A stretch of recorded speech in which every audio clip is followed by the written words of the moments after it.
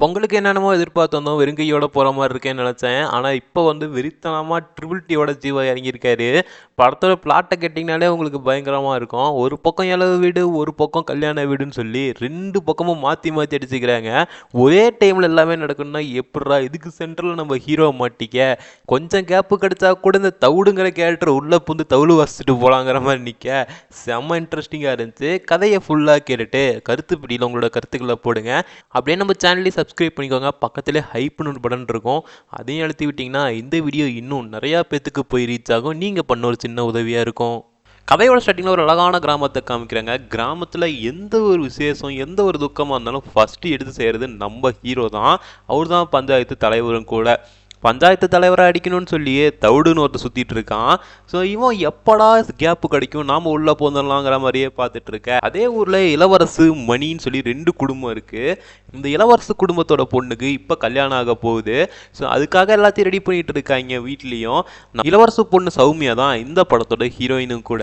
நம்ம ஹீரோயினும் கிட்டத்தட்ட ஒரு அண்ணன் தங்கச்சி மாதிரி செம பாண்டிங்கில் இருப்பாங்க. நம்ம ஹீரோ கூட கல்யாணத்துக்கு முன்னாடி கொண்டு போய் ஒரு ரிங்கை கூட ப்ரெசென்ட் பண்ணிட்டு வராரு. என்னம்மா கல்யாணம் பண்ணிட்டு புருஷனோட போய் நான் ஜாலியாக வாழணும் அப்படிங்கிற மாதிரிலாம் சொல்லிட்டு இருக்கேன். நம்ம ஹீரோயினும் தலைவரே பார்த்தா ஒரே டைம் அந்த ஊரை விட்டு அனுப்பிடுவீங்க போலங்கிற மாதிரி கொஞ்சம் நக்கல் நையோட ஜாலியாக பேசிகிட்டு இருக்காங்க. அதே டைம் இளவரசி ஹீரோவை கூப்பிட்டு என்னோட வீட்டுக்கு நாளைக்கு நிறையா விருந்தாளிகள் வராங்க, அவங்களுக்குலாம் தண்ணி எந்த ஒரு பஞ்சமே இருக்கக்கூடாது, அதை நீ தான் பார்த்துக்கணும்னு சொல்ல. அதே மாதிரி நம்ம ஹீரோவும் அந்த வீட்டுக்கு முன்னாடி ஒரு பெரிய தண்ணி டேங்க் இருக்குது, அங்கே போய் அங்கே உட்காந்துருக்கிறவட்ட 2 குவார்டர் பாட்டிலையும் கொடுத்துட்டு தண்ணி நாளைக்கு இளவரசி வீட்டுக்கு முன்னாடி கொஞ்சம் நிறையா விடு அப்படிங்கிற மாதிரி சொல்லிட்டு வராரு.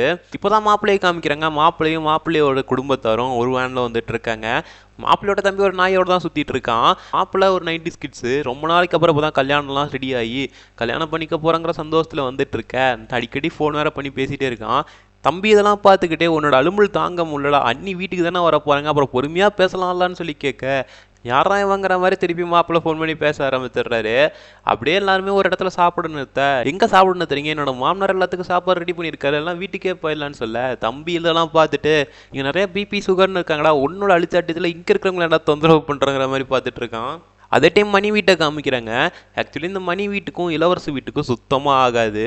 எதனாலடா இப்படி இருக்குன்னு கேட்டால், மணியோட பொண்ணு பேர் பூர்ணி லவ் பண்ணுறா, பூர்ணி கர்ப்பமாக இருக்காங்கிற மாதிரி இளவரசு பறி போட்டாருன்னு சொல்லி ஒரு பக்கம் இதெல்லாம் ஊருக்கே தெரிய வர நான் கேட்டு மணியோட குடும்பமே ரொம்ப சோகத்தில் இருக்குது. அப்போ பூர்ணி பின்னாடி இருக்க தண்ணி டேங்க்லேயே விழுந்து செத்துடுறாங்க.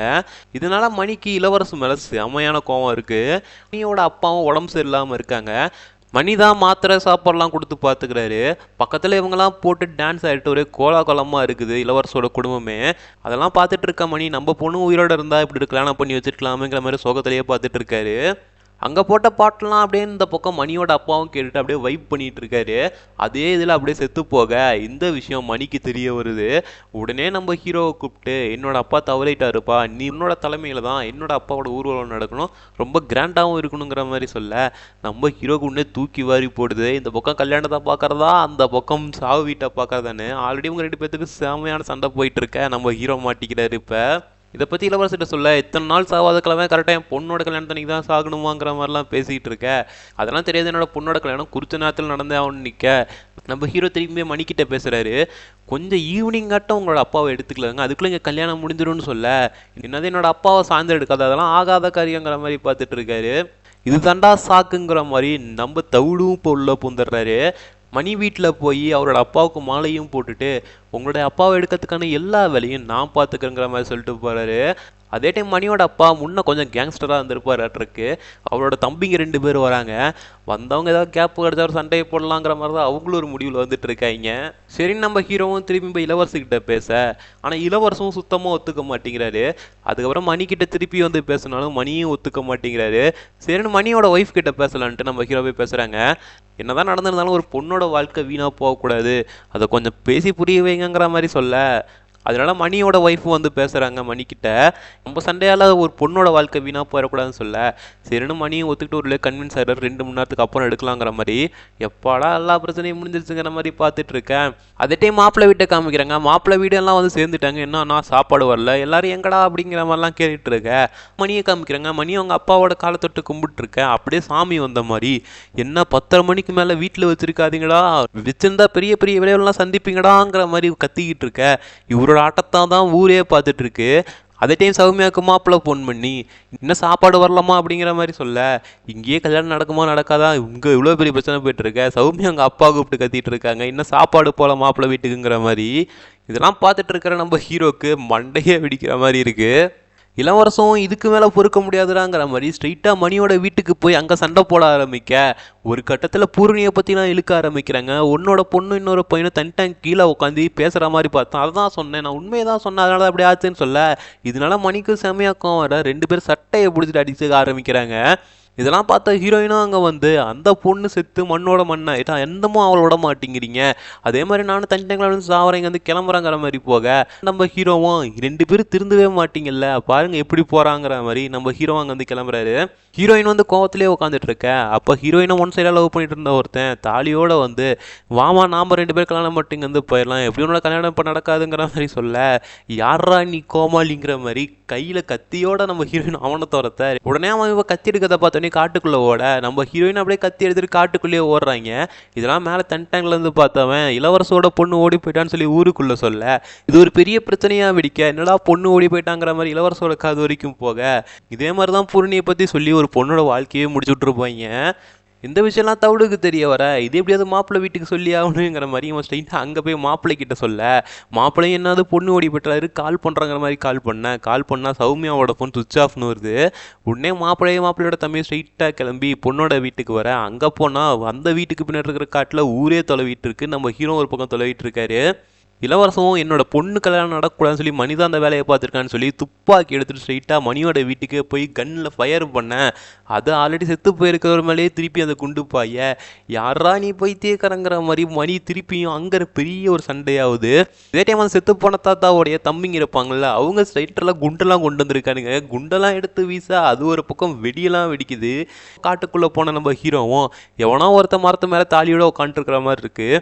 டார்ச் லைட் அடித்து பார்த்தா நம்ம ஹீரோயின் கிட்ட பேசிட்டு இருந்தானே அவன் தான், இறங்கி வாடா யாரா நீ இங்கே என்னடா பண்ணுறன்னு சொல்லி கேட்டான். அப்போ தான் அவன் நடந்த உண்மையெல்லாம் சொல்கிறான், ஹீரோயின் கத்தி எடுத்துட்டு துரத்துட்டு வந்ததெல்லாம். சரி அதெல்லாம் சரி, சௌமியா எங்கடான்னு சொல்லி கேட்டா, சென்டரில் ஒரு பள்ளம் வந்துச்சு அதில் கீழே விழுந்துட்டான்னு சொல்ல, இந்த காட்டில் எங்கடா பள்ளத்தை தொலைவதுங்கிற மாதிரி நம்ம ஹீரோவும் தொலைவிட்டு இருக்காரு. அதே டைம் மாப்பிள்ளையோட தம்பி ஒரு நாயை ஒன்று வச்சிருப்பாங்க. ஸோ அந்த நாய் நம்ம ஹீரோயினை கண்டுபிடிச்சிருது. நல்ல வேலை ஹீரோயின் பள்ளத்தில் தான் விழுந்து கிடக்குறாங்க. இதை பார்த்தோன்னே மாப்பிள்ளையும் உள்ள குதிச்சு, சௌமியா நான் வந்துட்டேன் காப்பாற்றுறேன் அப்படிங்கிற மாதிரிலாம் சொல்லிட்டு இருக்கேன். சௌமியாவும் கண்ணை முழிச்சிடுறாங்க, மாப்பிள்ளையை பார்த்தோன்னே கட்டி பிடிச்சிக்க. இதை பார்த்து நம்ம ஹீரோவும் நீங்கள் ரொமான்ஸ் பண்ணுறதுக்கு குப்பை கொட்டுறாடம் தான் கிடச்சா எந்திச்சு மேலே வாங்கியா, கல்யாணம் பண்ணிட்டு இதுக்கப்புறம் என்ன பண்ணுங்கிற மாதிரி சொல்லிட்டு போகிறாரு. இவங்க திரும்பி வரத்துக்குள்ளே இங்கே இவ்வளோ பெரிய கலவரம் நடந்திருக்கே, அதுக்குள்ளே இவங்க மேலே குண்டெல்லாம் போடாது தண்ணி டேங்க்கு மேலே பட்டு தண்ணி டேங்க்கு விசில் விட்டு கீழே விழுந்துருது. ஊருக்கே தண்ணி சப்ளை பண்ணுற அந்த தண்ணி டேங்கே கீழே விழுக, உள்ளே இருந்த தண்ணியெல்லாம் இந்த 2 வீட்டு மேலேயும் அடித்து ஒரு வெள்ளம் மாதிரி போகுது. ஊர்லெல்லாம் சேத்துல இருக்க நம்ம ஹீரோவும் மயக்கம் தெளிஞ்சு கண்ணை முழிக்கிறாரு. பார்த்தா ஒரு பக்கம் மணி ஒரு பக்கம் இளவரசன் 2 பேரும் நிற்கிறாங்க.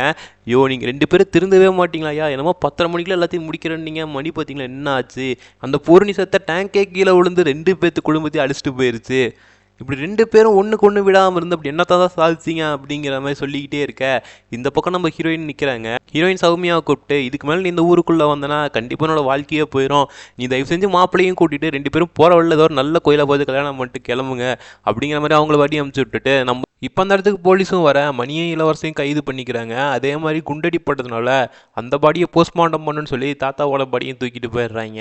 இப்போ ஹீரோவும் அங்கேருந்து கிளம்புறாரு. ஆனால் அதே டைம் ஹீரோவோட வீட்லேயும் பொண்ணு பார்க்கறதுக்கெல்லாம் ரெடி பண்ணியிருக்காங்க. பொண்ணு வந்திருக்கு. நம்ம ஹீரோவை பார்த்தோன்னு என்ன மாப்பிள்ளை எப்படி வராருன்னு சொல்லி கேட்க, நம்ம ஹீரோ ஊரில் ஒரு சின்ன பிரச்சனை இருங்க நான் போய் குளிச்சுட்டு வந்துடுறோம், ஒரு 5 நிமிஷங்கிற மாதிரி உள்ளே போய் டேப்பை திருவுனா காற்று மட்டும்தான் வருது. என்னடான்னு பார்த்தா ஊருக்கே தண்ணி கொடுக்குற அந்த டேங்க்கு தான் உளுந்து போச்சு இல்லையா, அதனால் இங்கே தண்ணி மட்டும்தான் வருது. இதுதான் கண்டிஷனை ஃபாலோ பண்ணுங்கடான்னு சொன்னேன் அப்படிங்கிற மாதிரி ஹீரோ சொல்ல, இந்த படமும் இங்கேயே முடியுது. ஆக்சுவலி ஒரு காமெடி என்டர்டெய்னரோட இந்த ட்ரிபிள் டி படம் அமைஞ்சிருக்கு. ஸோ உங்களுக்கு இந்த கதை பிடிச்சிருந்துச்சா இல்லையான்னு சொல்லி கீழே கருத்து பெட்டியில் சொல்லுங்கள். என்னோட பர்சனல் ரிவ்யூ கேட்டிங்கன்னா ஜீவாக்கு ஒரு செம்மையான ஒரு கம்பேக்கு. என்னை பொறுத்த வரைக்கும் காமெடி எல்லாமே பக்கா ஒர்க் அவுட் இருந்துச்சு. 2 குடும்பத்தோட சண்டையை வச்சு எவ்வளோ தூரம் கொண்டு போக முடியும்னு நானும் ஃபஸ்ட்டு நினச்சேன். பட் ஆனால் இவ்வளோ தூரம் கொண்டு போக முடியுங்கிறது கடைசியாக படம் முடியும் போது எனக்கே தெரிஞ்சிச்சு. ஸோ நீங்கள் என்ன நினைக்கிறீங்க? அதுக்கப்புறம் நம்ம சேனலில் மறக்காமல் சப்ஸ்கிரைப் பண்ணிக்கோங்க நண்பா. அடுத்த வீடியோவில் பார்க்கலாம்.